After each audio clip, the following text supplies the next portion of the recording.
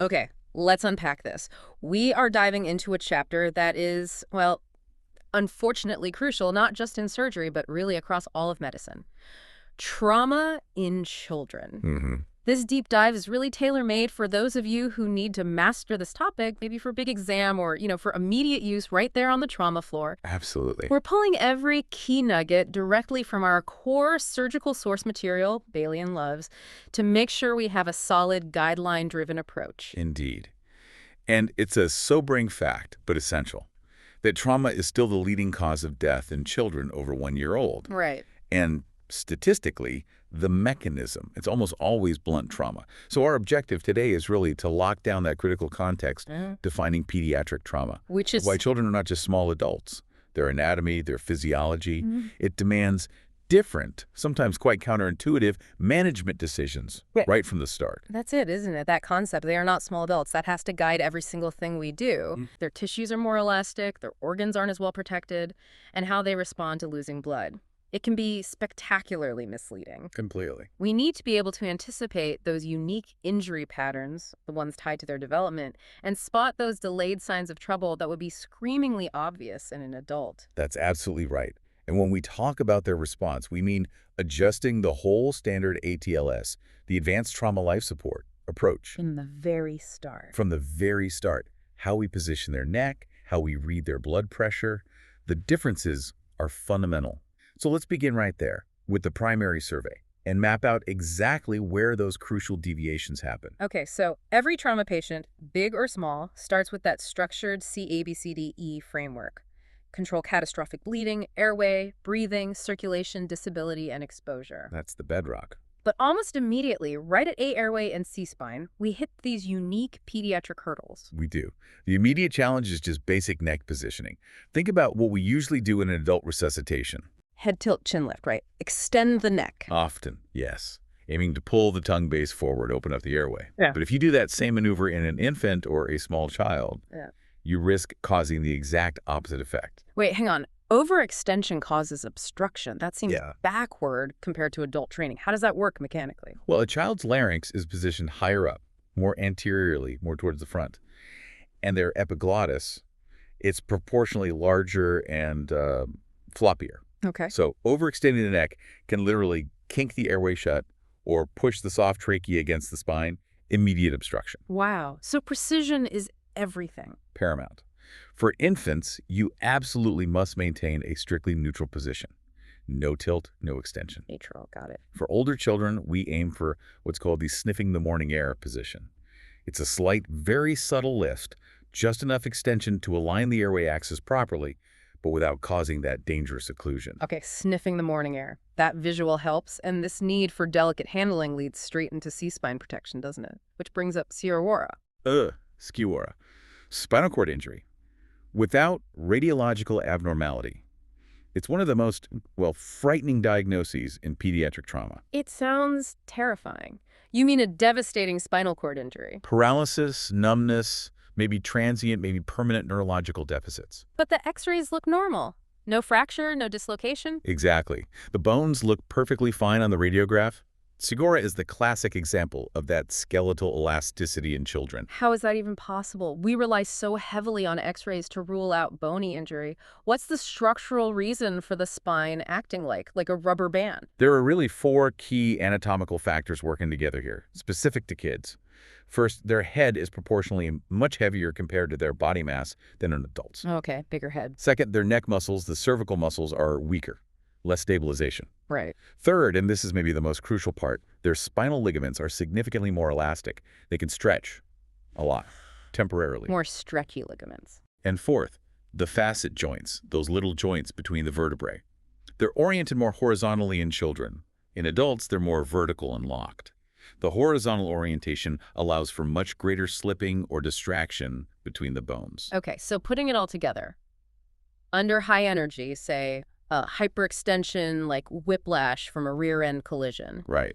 The vertebrae stretch apart, maybe slip temporarily, damaging the delicate spinal cord inside through bruising or maybe cutting off blood supply for a moment. Exactly. Maybe affecting the vertebral artery, too. And then, because the ligaments are so elastic, they just snap the bones back into perfect alignment, leaving no trace on the x-ray. That's precisely the mechanism. The spinal cord pays the price for the skeleton's flexibility. So management can't just rely on a clear X-ray then? Absolutely not. If an older child reports any transient neurological symptoms at all, even just a fleeting moment of pins and needles or a weakness that resolved, you must maintain cervical spine immobilization, period. And the definitive diagnosis comes later. It requires MRI, magnetic resonance imaging. That lets us see the soft tissues, the ligaments, the cord itself, and rule out that hidden damage. That need for ongoing immobilization, even with normal X-rays, that's a critical point for exams and for practice. It absolutely is. And immobilization needs to be practical too. Blocks and tapes are ideal. But if a child is very agitated, fighting it off, sometimes a soft collar might be used temporarily, but you have to watch their airway very closely if you do. Okay, let's move to B breathing. The source material really emphasizes a key difference in why children go into cardiac arrest. Yes, this is absolutely foundational for pediatric resuscitation. Unlike adults, where a heart attack or primary cardiac disease is often the cause of arrest. Right. In children, cardiac arrest is overwhelmingly secondary to hypoxia, lack of oxygen. So things like severe asthma, airway obstruction, or maybe a tension pneumothorax. Exactly those things. Problems with oxygenation or ventilation are the usual culprits. And the clinical implication of that difference is huge, isn't it?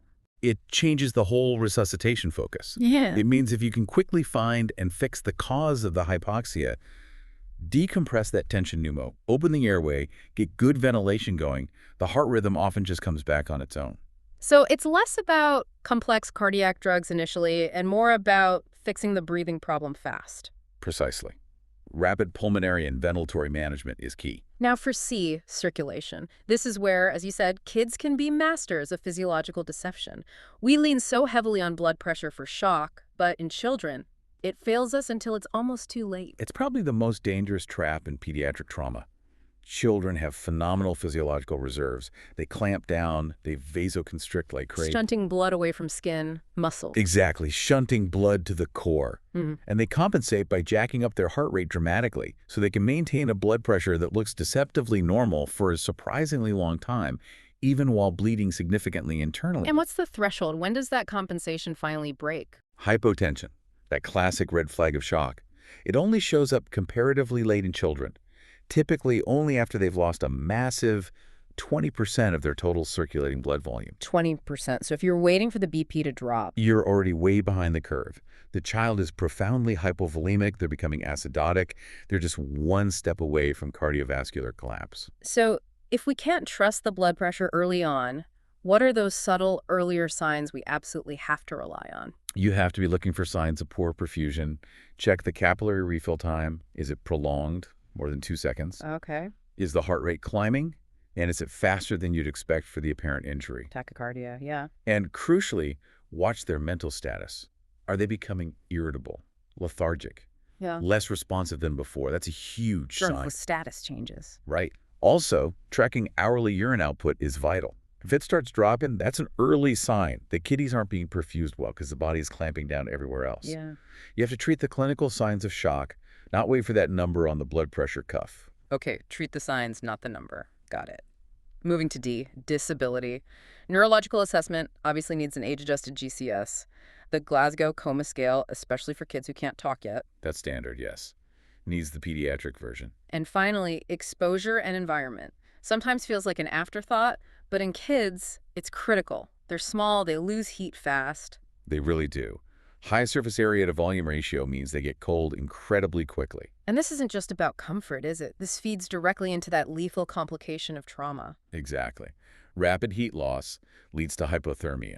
And hypothermia is one corner of that deadly trauma triad, or the vicious cycle. Right, the cycle of hypothermia, acidosis, and coagulopathy. Hypothermia makes the coagulopathy much, much worse. The child simply cannot clot effectively, even if they have enough clotting factors on board. So we have to be aggressive. Strip off wet clothes immediately, use active warming devices like bear huggers, warm blankets, and make absolutely sure every single fluid, every unit of blood is warmed before it goes in. So important. And because everything fluids, drugs is weight-based, if we can't get them on a scale immediately in the chaos, there's that estimation formula. Yeah, the quick and simple one. Weight in kilograms is roughly 2 times age in years plus 4. It gives you a workable estimate to start calculating those initial fluid boluses and drug doses accurately. Good practical tip. Yeah. And just to wrap up the primary survey, if, despite everything, the child does arrest, we immediately need to run through that checklist of reversible causes. The 4 H's and 4 T's. You have to think through them systematically. Right. What are they again? The H's are hypoxia, again, the most common cause in kids, hypovolemia from that hidden blood loss, hypothermia or sometimes hyperthermia, and hyperkalemia or hypokalemia, electrolyte problems. Okay. And the T's? Tension pneumothorax, cardiac tamponade, blood around the heart, toxins, and thrombus like a pulmonary embolism, though less common in pediatric trauma. And in trauma, we're really focusing on Hypoxia, hypovolemia, and tension pneumothorax. Those are the big mechanical, potentially reversible causes directly linked to the injury itself that need immediate fixing. Okay, let's shift gears into section 2, resuscitation itself. We've established kids are often way more hypovolemic than they look before their blood pressure crashes. That creates huge urgency. Massive urgency. If circulation's the problem, getting access is step 1, but trying to get an IV into a shocked, peripherally shut down child, that can be really tough. It's often the first major hurdle. You need to get volume in, and you need it now. Gold standard is always trying for 2 large, well-secured IV cannulae. Where do you try first? Usually the antecubital fossa, the elbow crease, or maybe the forearm, standard spots. But when a child's in profound shock, those peripheral veins just collapse, they disappear. So you have to have backup options ready immediately. Right. So if the easy spots fail, where do you go next? You pivot quickly to less conventional but often more reliable sites. Think about the long saphenous vein down at the ankle, the femoral vein in the groin.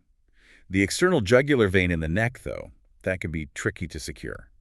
And in neonates, scalp veins can actually be surprisingly useful sometimes. Scalp veins, wow. But the clock is ticking relentlessly. Guidelines generally say if you can't get reliable IV access after maybe 2 attempts or within a very short window, sometimes cited as just 90 seconds. Then you have to switch tactics. Immediately, you pivot straight to intraosseous access, IO. The IO route. Straight into the bone marrow cavity.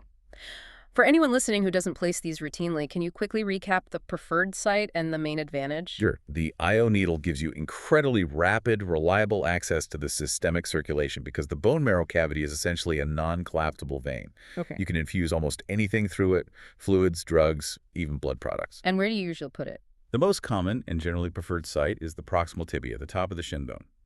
Specifically, you go into the flat medial surface, about 1 to 3 centimeters below the tibial tuberosity, that bony lump at the front, and you angle slightly away from the growth plate. Tibia is the main one. Any others? The humeral head, the top of the arm bone, is another good option. Sometimes anesthetists prefer it because it's a bit more out of the way during transport or other procedures. And it's temporary, right? Absolutely. IO access is a bridge. It gets you started, but it needs to be replaced with definitive venous access, usually central, as soon as the patient is stable enough. Okay. Access secured. Now, volume. We know their total blood volume, the TBV, changes quite a bit with age. How does that affect the initial fluid bolus? The initial strategy is actually pretty straightforward, regardless of the exact TBV. You start with a 10 milliliters per kilogram bolus of a warmed isotonic fluid, crystalloid like normal saline or Ringer's lactate. 10 mils per kilo, warmed. Warmed. Always warmed. You give that bolus, then you reassess immediately. Do the signs of perfusion improve? Cap refill better? Heart rate coming down? If yes, maybe you hold for a moment. If no improvement, you repeat the bolus. 10 mils per kilo again. But knowing that TBV variation, like 85 mils kilo in a neonate, up to 100 at a month, then settling around 75, 80 later, that's still important for estimating the total loss, right? Especially if you're thinking massive transfusion. That's right. Estimating the actual percentage loss in blunt trauma is really hard. You can't see the bleeding easily. Right. But the formal definition of major hemorrhage is still useful to keep in mind. Losing 50% of their TBV in under 3 hours, or 100% in 24 hours, or maybe more acutely, over 20% in less than an hour. And if the clinical signs are screaming blood loss, cap refill, way over 2 seconds, heart racing, kid looks pale and unwell. Then you don't mess around with just crystalloid for long. You move straight to blood products. And you don't wait for the blood bank to cross-match if they're crashing? No way. Standard protocol is uresis negative blood, the universal donor. Give that immediately until type-specific or fully cross-matched blood becomes available. Time is critical. You need oxygen carrying capacity now. Okay, now let's really dig into the trauma-induced coagulopathy, or TTS. This is that complex chemistry that turns injury into uncontrollable bleeding. You mentioned the vicious cycle earlier. Let's break down the chemical parts that drive it. Right, the vicious cycle or the lethal triad. It's the toxic interplay of three things: tissue, hypoxia leading to acidosis, hypothermia, and the coagulopathy itself. How does it start? Tissue injury and shock cause poor perfusion everywhere. Cells don't get enough oxygen. They switch to anaerobic metabolism, producing lactic acid. The body becomes acidotic. And acid pH messes with clotting. Significantly. A lower pH dramatically impairs the function of the clotting factors and the enzymes involved in the whole coagulation cascade. They just don't work properly in an acidic environment. Okay, so acidosis stops clotting. What about the cold? Simultaneously, the patient's getting cold, losing heat rapidly. And hypothermia makes the clotting problem even worse. We heard earlier that factor activity drops 10% for every degree Celsius drop in temperature. At what point do the platelets just give up? Once the core temperature drops below about 34 degrees Celsius, clotting times get markedly longer. And even if the platelets are physically there in the bloodstream, they don't work well. They tend to pool in the spleen, and their ability to stick together and form a plug aggregation and adhesion is severely impaired. So it's like having the workers' platelets, but the factory machinery enzymes is broken because it's too cold and too acidic. That's a great analogy, exactly. And then when we try to fix the volume problem by pouring in blood products, we can actually introduce another chemical problem: citrate. Yes, citrate toxicity. Citrate is the anticoagulant used in stored blood bags, packed cells, plasma. It works by binding calcium. Calcium is needed for clotting, right? Absolutely essential. It's a critical cofactor at multiple steps in the cascade. So if you infuse large volumes of citrated blood products very quickly, the citrate can soak up the patient's own free ionized calcium. And if that level drops too low? If the ionized calcium falls below about 0.6 millimoles per liter, platelet function tanks, and the overall clotting efficiency just plummets. So during massive transfusion, you have to monitor ionized calcium levels frequently and give calcium supplementation aggressively. It's non-negotiable. Wow. And as if that wasn't complicated enough, you mentioned neonates have their own baseline clotting issues. I do, yeah. Their whole hemostatic system is relatively immature until they're about 6 months old. Now, generally, their low levels of pro-clotting factors are balanced by low levels of anti-clotting factors, but the real issue is often fibrinogen. Fibrinogen, that's the building block for the clot structure. Exactly. For the first 6 to 12 months of life, they have a form called fetal fibrinogen. It's qualitatively dysfunctional. It just doesn't form strong, stable clots like adult fibrinogen does. This inherently increases their bleeding risk, even without massive trauma or resuscitation issues. Okay.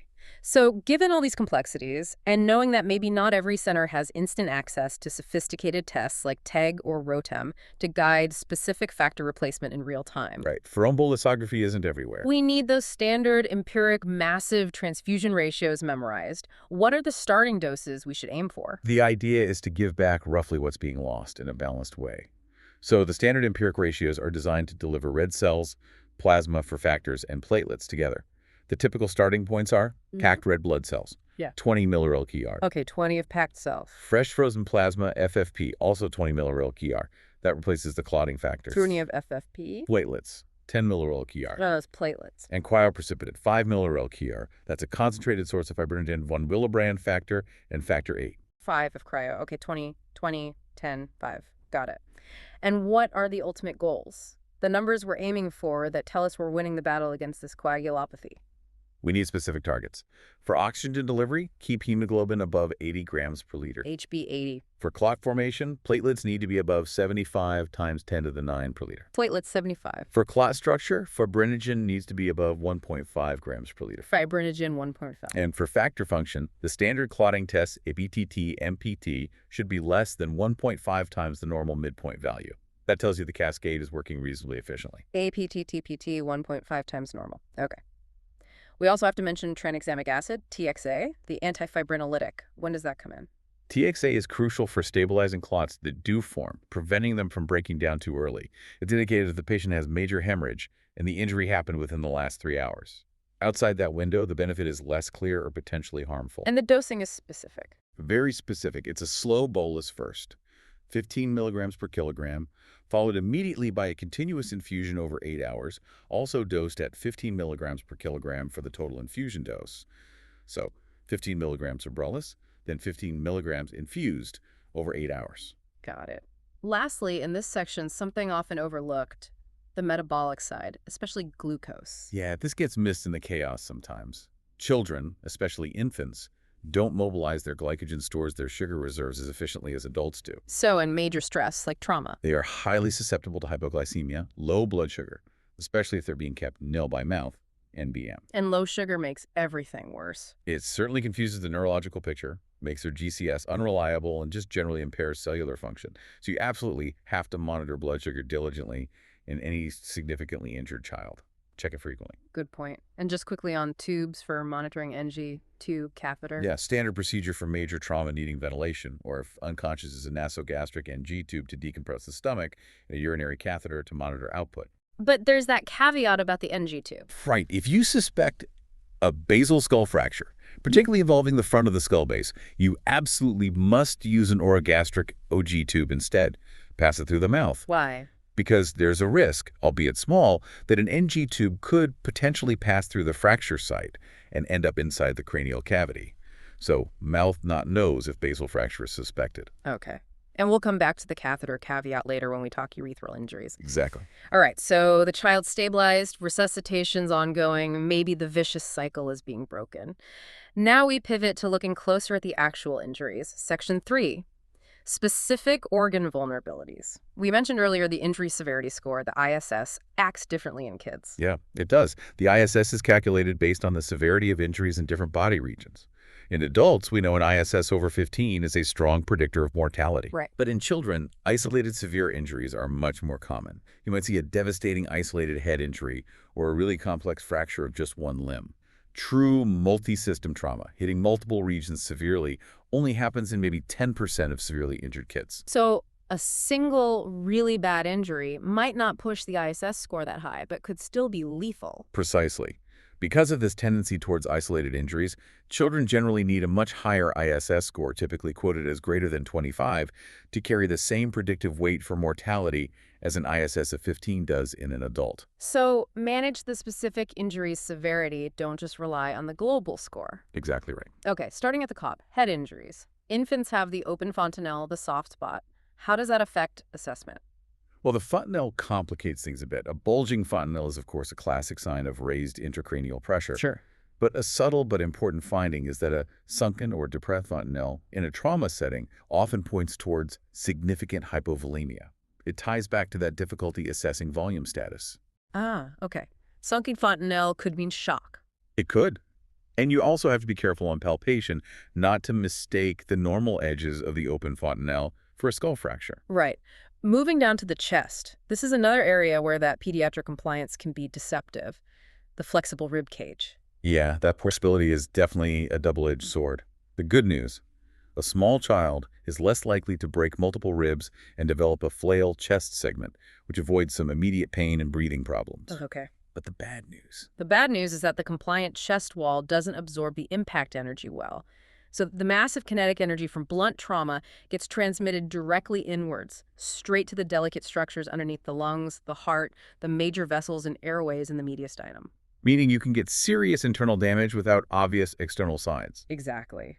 You have a much higher risk of severe pulmonary contusions, bruised lungs, or major injuries to the mediastinal structures without seeing broken ribs or significant chest wall deformity on the outside. So any chest wall tenderness in a child, even without fractures, needs to be taken very seriously. High index of suspicion. Very high index of suspicion.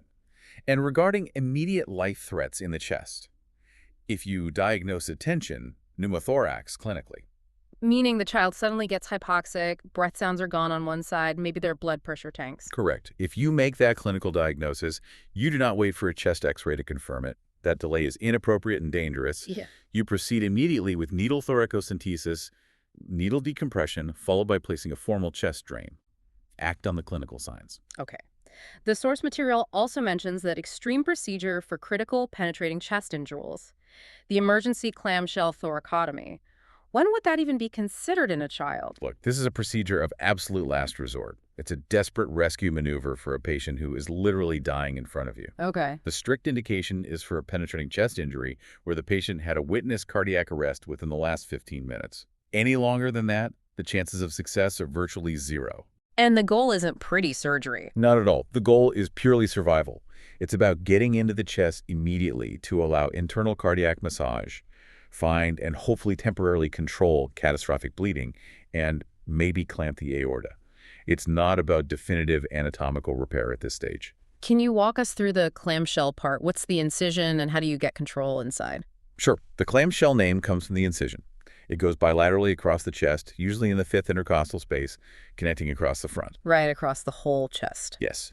And a key difference in kids, because their sternum is mostly cartilage and not fully ossified yet, is that you can often cut right through the sternum relatively quickly with heavy surgical scissors. You might not need the specialized jiggly saw or sternal saw that's required in adults, which saves critical time. Faster access. Much faster.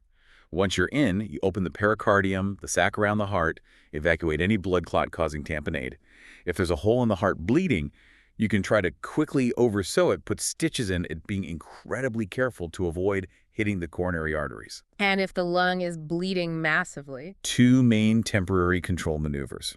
One is called the lung twist. You literally grab the bleeding lung lobe and rotate it 180 degrees on its hilum. This kinks the vessels and bronchus, temporarily slowing the bleeding. Wow, okay. Lung twist. The other is hilum slooping, or clamping, basically putting a vascular clamp or a soft tie around the hilum, the root of the lung where the main vessels and airway enter, to stop the flow.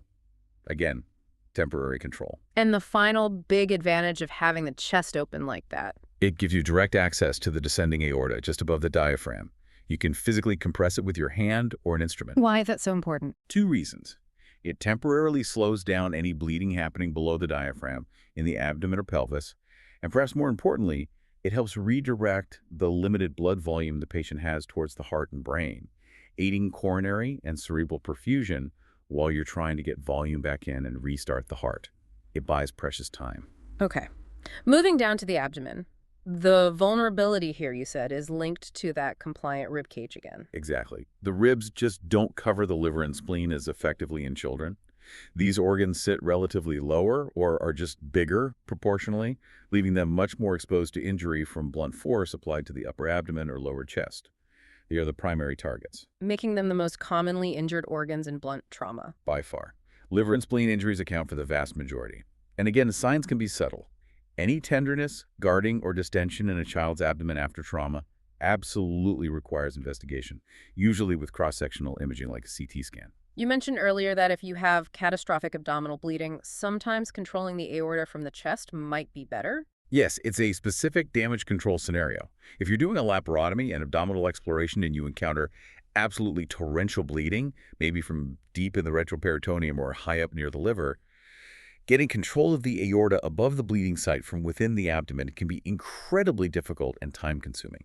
The liver's big, often injured itself, and in the way. So going through the chest is easier. In that specific, desperate situation, if the patient is crashing, opening the chest via that clamshell incision or even just a left thoracotomy allows much quicker and easier access to the aorta just above the diaphragm for temporary clamping or compression. It can be faster than trying to dissect it out from below. Okay. Lastly for this section, the extremities. Like the ribs, kids' bones are different, more compliant. They are. They absorb energy by bending. This leads to unique fracture patterns you don't often see in adults, like green stick fractures, where only one side of the bone cortex breaks, the other side just bends, or buckle, or torus fractures, where the cortex just sort of wrinkles or folds on itself from compression. And the big difference in management comes from their ability to heal and reshape. Exactly. Remodeling. Children's bones are still growing, and they have a remarkable capacity to straighten themselves out over time as they grow. Which means we can often accept a degree of angulation, particularly in fractures of the distal parts of the limbs, like the forearm or lower leg, that would be completely unacceptable in an adult. An adult would need near-perfect alignment, often requiring manipulation or surgery. In a child, especially a younger child, we might just immobilize it in a cast, knowing that growth will likely correct a fair amount of the bend over the next few years. But there's a huge exception to that rule. The growth plate. The physis, yes. This is the critical area. Any fracture that involves or crosses the growth plate, that area of active cartilage near the end of the bone where longitudinal growth occurs, is a major concern. Why is it so critical? Because damage to the growth plate, which isn't fused yet in children, can disrupt or stop future growth from that specific area. This can lead to significant problems down the line, like one leg ending up shorter than the other, limb length discrepancy, or the limb growing crooked, angular deformity. So any suspicion of a growth plate fracture. Automatically requires careful assessment, usually including comparison x-rays of the uninjured side, and almost always mandates urgent referral to a pediatric orthopedic surgeon. These often require very precise reduction and sometimes surgical fixation to minimize the risk of long-term growth disturbance. You don't want to miss these. Okay, we've stabilized the immediate life threats, maybe dealt with some initial injuries. Now we move into Section 4, the methodical secondary survey. And this only happens after the primary survey and initial resuscitation are complete, right? Absolutely. Only when the patient is physiologically stable, or at least stabilizing. You can't do a detailed head-to-toe exam effectively if you're still fighting for an airway or managing shock. And this leads us into the crucial and often tricky topic of imaging in children. How do we balance finding hidden injuries with that very real need to limit their exposure to ionizing radiation? That is the constant balancing act. It's a major ethical and clinical dilemma. We know children's developing tissues are significantly more sensitive to the long-term cancer risks from cumulative radiation exposure compared to adults. So blasting every injured child with a head-to-toe pan-scan CT is generally frowned upon. It should be. It should only be done when there's a very strong clinical suspicion based on the mechanism of injury and the findings from the primary and secondary surveys. We have to be much more selective and targeted with CT scanning in kids. Okay, let's start with the basics. Plain x-rays. Which ones are essentially mandatory in major trauma? A chest x-ray is considered mandatory in all major pediatric trauma cases, period. You need to look for pneumothorax, hemothorax, contusions, mediastinal widening, etc. Chest x-ray always. What about the C-spine? Cervical spine x-rays are not routine anymore. They're only requested if the mechanism of injury, like a high-speed crash, fall from height, direct neck trauma, or the clinical exam, neck pain, tenderness, neurological symptoms, specifically suggests a potential injury. If you do order them. The series must include 3 standard views: a lateral, an anteroposterior, AP, and an open-mouth odontoid, or PEG view, to see the C1-C2 articulation. And critically, the films must be technically adequate, meaning you can clearly see all 7 cervical vertebrae down to the top of the first thoracic vertebra, the C7-T1 junction. Getting good views, especially the odontoid, can be really tough in a small, potentially uncooperative or unconscious child. Okay, pelvis and limbs. Pelvic x-rays are usually done for significant blunt torso trauma or if there's clinical suspicion. Limb x-rays, AP and lateral views are standard, are requested only if you suspect a fracture based on pain, deformity, swelling, or inability to bear weight. We've reserved CT scans for really complex limb fractures, like those involving joints extensively. Right. Now for the CT scans, which carry that higher radiation dose, let's focus on the head CT first.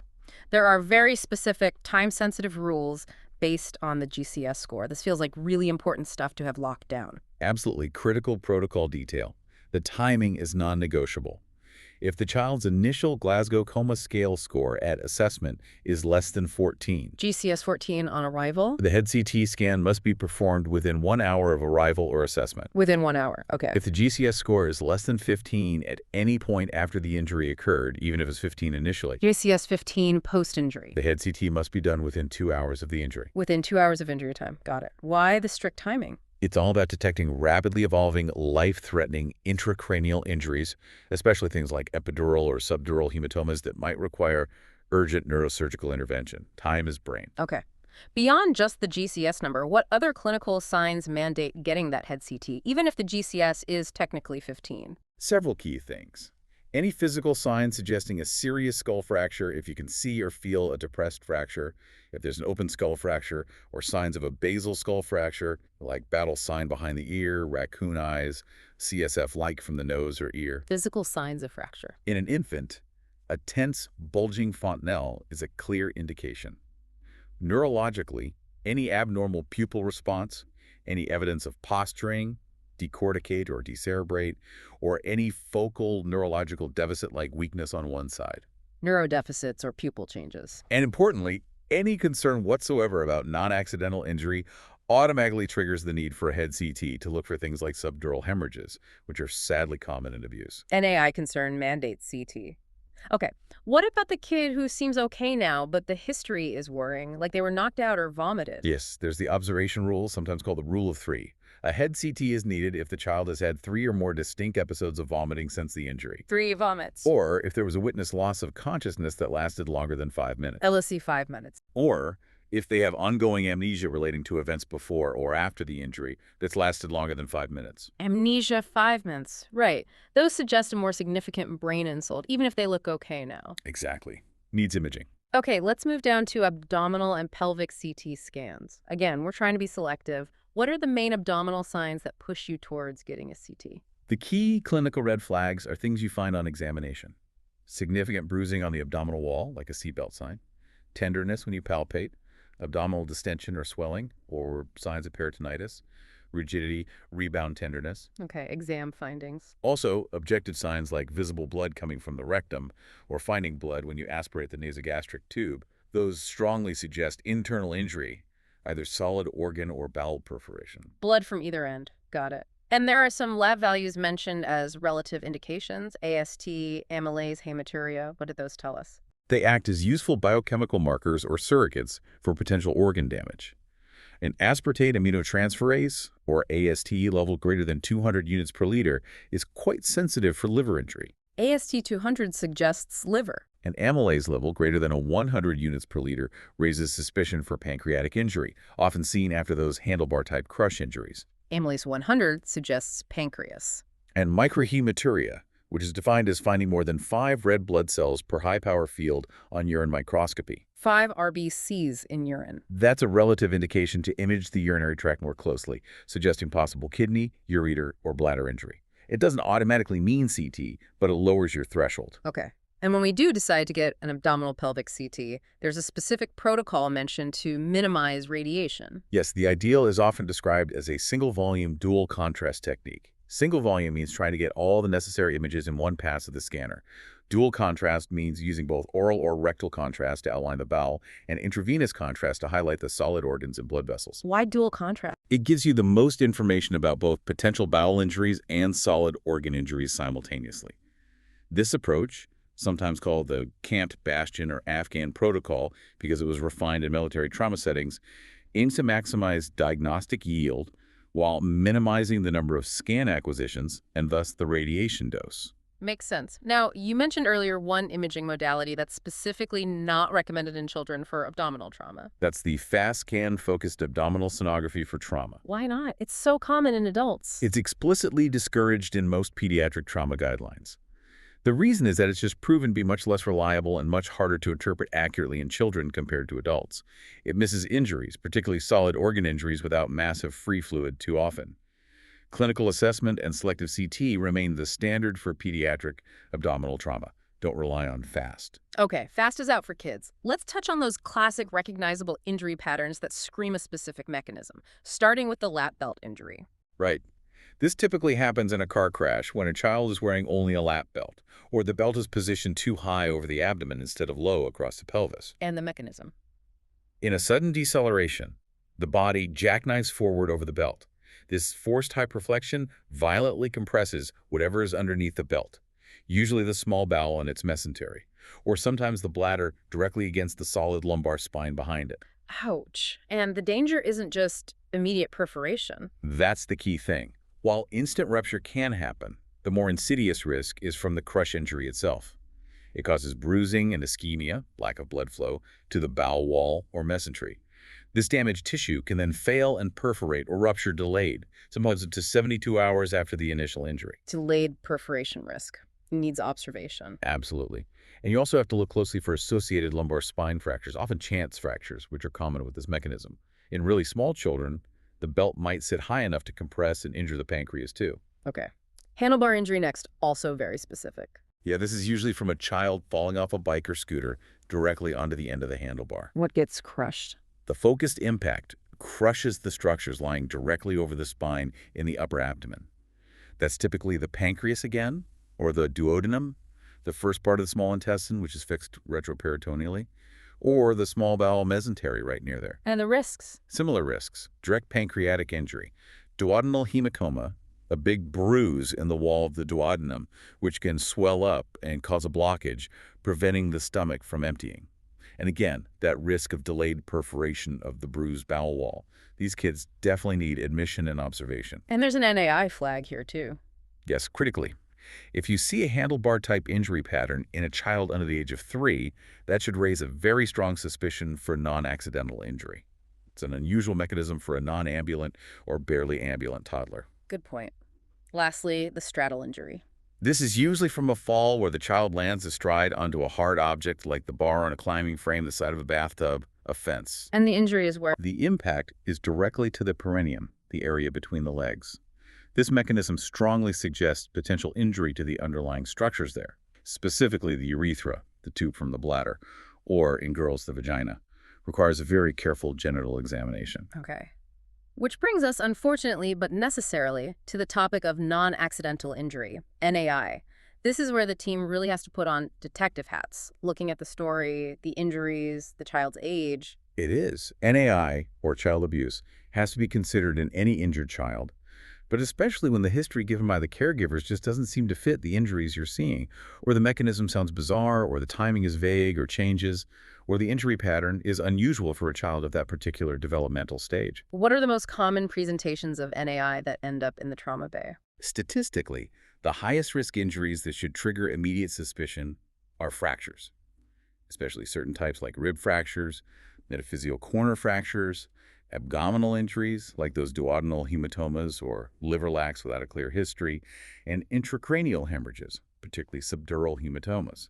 These are especially concerning in children under 2 years old. Bruises are probably the most common sign overall, but you mentioned they're hard to date accurately. So how do we differentiate accidental play bruises from abusive ones? You focus on the pattern and the placement, while accurately aging a bruise based on color is notoriously unreliable. Right, the yellow, green, purple thing isn't exact science. Not at all. But the shape of the bruise can be very revealing. Does it look like an imprint of an object? Can you see the shape of fingers from a grab mark, parallel lines from a belt or cord, a loop mark? These are called patterned bruises. And patterned bruises. Patterned bruises essentially do not occur during normal childhood accidental tumbles. They strongly suggest an implement or forceful contact was used. Okay, pattern is key. What about location? Where are bruises suspicious versus expected? Expected, toddler bruises from bumps and falls usually occur over bony prominences on the front of the body in a child who has mobile knees, shins, maybe elbows, forehead. Okay, bony points on the front. Suspicious bruises are ones found in unusual locations. Bruising on an infant who isn't even crawling or walking yet. How do they get bruised over soft tissue? Any bruises on the torso, chest, back, abdomen, the buttocks, the genitals, the neck, the ears, or the cheeks, especially in young child, are highly suspicious. These areas are generally protected during normal play. 10 and 4 is a helpful mnemonic sometimes. Torso, ears, neck, under 4 months, any bruise. 10 and 4. Torso, ears, neck, under 4 months. Helpful. But we also need to be careful not to jump to conclusions, right? There are medical conditions that can mimic NAI bruising. Absolutely. It's crucial to consider and rule out benign lookalikes before alleging abuse. Common things include Mongolian spots, which are bluish birthmarks often seen on the lower back, or buttocks of infants with darker skin. Mongolian spots, okay. Vascular lesions like hemangiomas can sometimes look like bruises. And then there are bleeding disorders, things like idiopathic thrombocytopenic purpura, ITP, where platelet counts are low. Hemophilia or even leukemia can present with easy or spontaneous bruising. So a careful medical history and maybe some baseline blood tests, like a full blood count and coagulation screen, are essential if NAI is suspected to rule out these mimics. Essential. You need a thorough differential diagnosis. All right, injuries identified, NAI considered. Now we move to Section 5. Definitive management. The big theme here, especially for blunt trauma and stable kids, seems to be leaning towards non-operative management. NOM whenever possible, particularly for solid organ injuries. That's definitely the prevailing philosophy and practice in pediatric trauma centers now. Avoid surgery if you safely can. But let's quickly wrap up management for the chest first. What about those pneumothoraces or contusions? For chest injuries, if you find a small pneumothorax on an x-ray, incidentally, and the child is stable, breathing comfortably, not on positive pressure ventilation, you can often just observe it safely. It doesn't automatically need a chest drain. Observe small pneumos and lung contusions, the bruised lung. Management there is primarily supportive but intensive. The key is excellent pain control analgesia, maybe regional blocks, and really aggressive chest physiotherapy. You need to keep those airways clear, encourage deep breathing and coughing to prevent the bruised areas from collapsing or getting secondarily infected with pneumonia. Pain control and physio. Got it. And if there's a penetrating lung injury, that does need intervention. Those are usually managed either via thoracoscopy, keyhole surgery, or a formal thoracotomy, open surgery. The aim is to find the bleeding or air leak. Often the injury site can be sealed using surgical fibrin glue or other sealants, or sometimes closed directly with a surgical stapler. Do you ever have to remove part of the lung? It's exceedingly rare in pediatric trauma to need a formal segmentectomy, removing a segment, or a lobectomy, removing a whole lobe. Usually simpler measures suffice. Okay. Now, shifting to the abdomen, this is where NO really shines, especially for those common liver and spleen injuries. Yes, they account for about 70% of all blunt visceral injuries. And the evidence is overwhelming that in a hemodynamically stable child, the vast majority of these solid organ injuries can and should be managed non-operatively. So when do you absolutely have to operate on the abdomen immediately? The main absolute indication for immediate laparoscopy or laparotomy is finding free intraperitoneal air on imaging. That means a hollow viscous stomach, bowel has perforated. That needs surgical repair. Air equals operation. What about simple stab wounds? If it's a simple penetrating wound like a small stab wound, and you've confirmed clinically or with imaging that it hasn't actually entered the peritoneal cavity, then you can usually just clean it, maybe explore it locally under anesthesia, and close the skin layers. No need for a full abdominal exploration if the peritoneum isn't breached. Okay. But for the solid organs, liver, spleen, kidney stability is the deciding factor for NO. Stability is everything. If the child is hemodynamically stable or stabilizes quickly with initial fluid resuscitation and stays stable, then NO is the way to go for almost all grades of liver and spleen injury. When do you abandon NO and intervene? Either with surgery or maybe interventional radiology? You intervene if the child remains hemodynamically unstable despite adequate and appropriate resuscitation, meaning you're giving fluids and blood products correctly, but they're still shocked. Or if they only show a transient response, they pick up briefly after a fluid bolus, but then their heart rate shoots up and pressure drops again as soon as you stop infusing rapidly. So persistent instability or just transient response triggers intervention. What are the options then? The first option, especially for bleeding from the liver or spleen or pelvis, is often interventional radiology, IR. They can perform angiography, find the specific bleeding vessel, and embolize it, block it off with tiny coils or particles. Angioembolization. Exactly. If IR isn't available, or if it fails, or if the bleeding is too diffuse or from multiple sites, then you proceed to laparotomy, surgical exploration. Now, what if a child seemed stable, started NOM, but then becomes unstable again later, say hours later? Does that automatically mean surgery? No, and this is a really important point. Recurrent instability later on does not automatically mandate an operation. Often, it simply means the child has ongoing, perhaps slow bleeding, and the resuscitation hasn't quite kept up. The first response should usually be further aggressive resuscitation with blood products. More fluids and blood first. Yes. Reassess the resuscitation.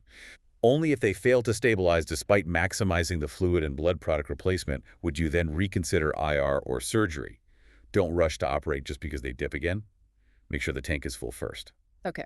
If the child is successfully managed non-operatively, what kind of restrictions do they need afterwards? Bed rest, activity limits. Yes, there are fairly standard protocols. Strict bed rest is usually maintained until the child is essentially pain-free and comfortable mobilizing around the bed space. And length of stay based on severity? Generally, yes. The severity of the injury, often graded using standardized scales like the AAST grading, dictates the minimum observation period. Typically, it's a minimum of 1 night in hospital for low-grade injuries, grade 1 or 2.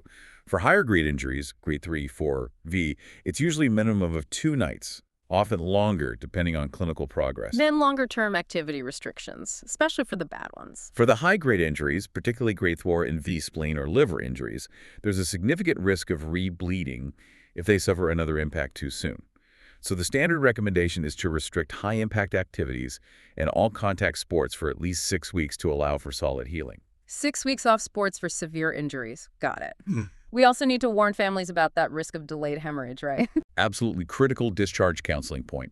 Although rare, delayed hemorrhage can happen, sometimes spontaneously several days or even a week or 2 after the initial injury.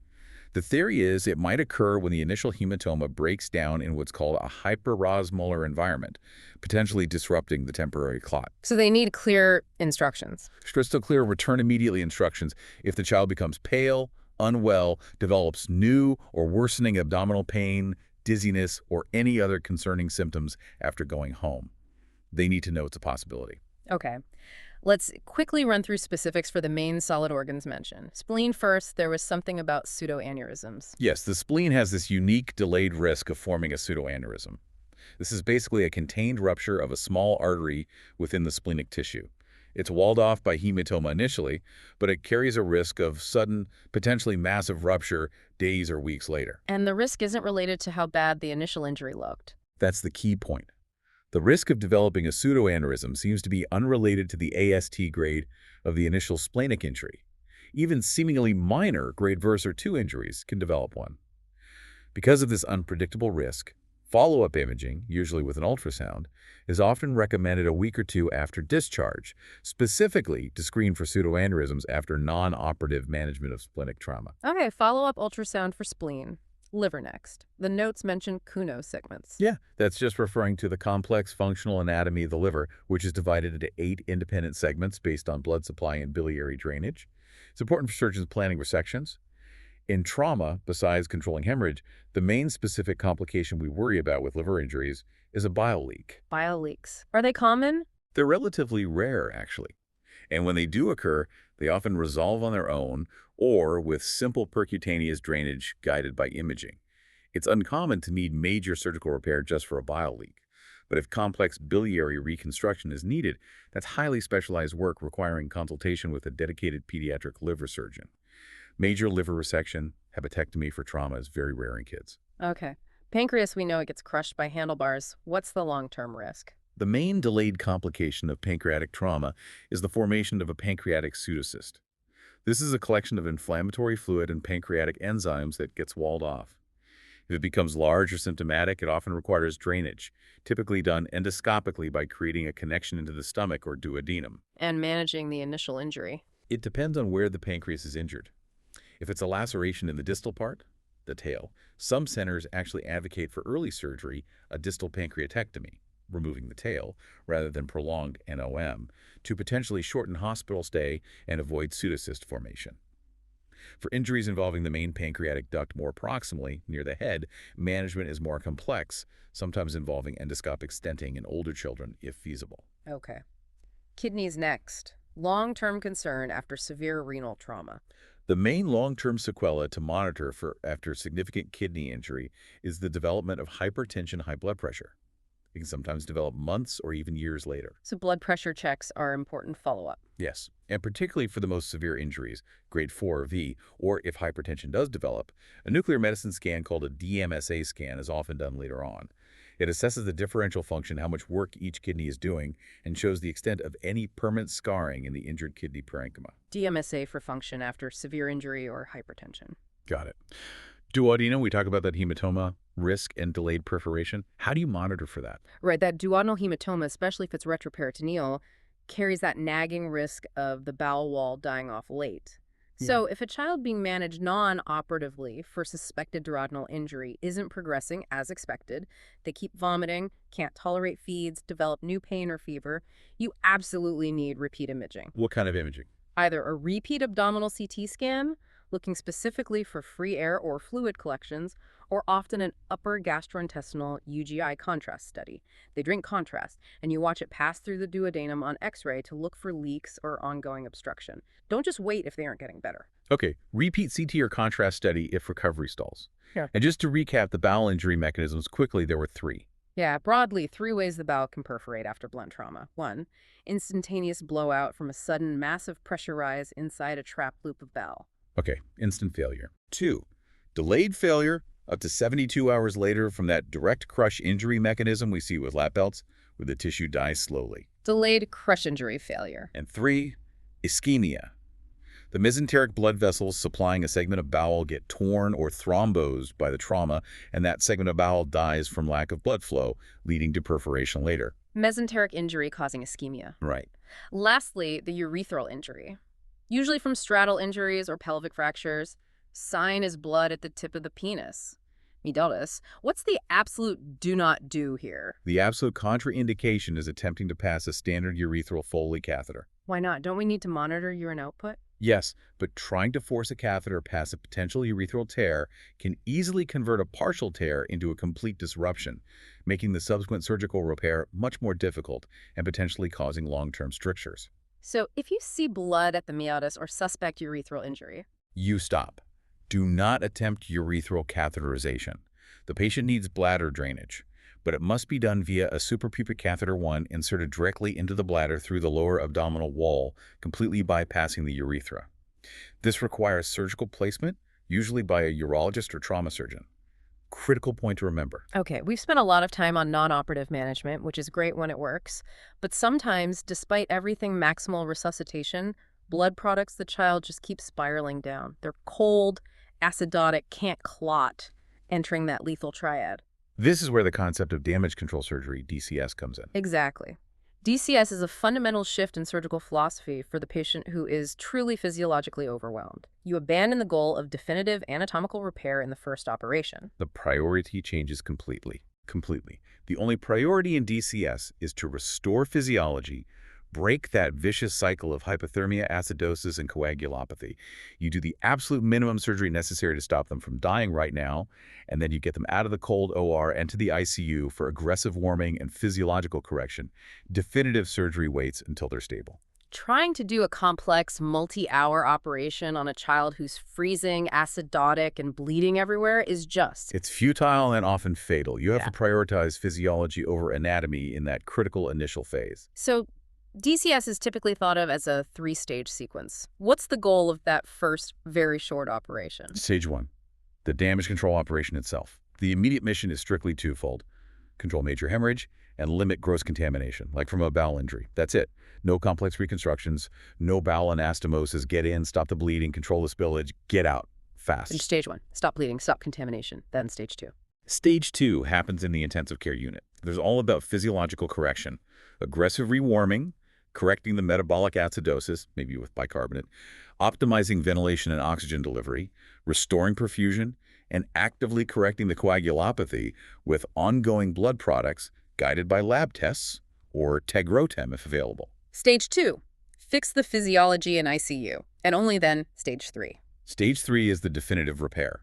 Once the child is warm, perfusing well, no longer acidotic, and their clotting is normalized, usually 24 to 48 hours later, they return to the operating room for the planned second look and the complex procedures that were deferred. This is when you do the bowel anastomosis, repair specific organ injuries more formally, wash everything out thoroughly, and perform the definitive abdominal closure. Okay, let's walk through the specifics of that initial stage 1 trauma laparotomy. Standard incision. Usually a full midline laparotomy incision from the xiphisternum, bottom of the breastbone, right down to the pubic symphysis. Gives you wide access quickly. And you open up, and there's chaos blood everywhere. What's the very first move? First move is rapid evacuation of any large clots, then immediately pack the entire abdomen. Systematically place large surgical swabs or laparotomy pads firmly into all 4 quadrants of the abdomen, right upper, left lower, right lower. 4-quadrant packing. What's the purpose?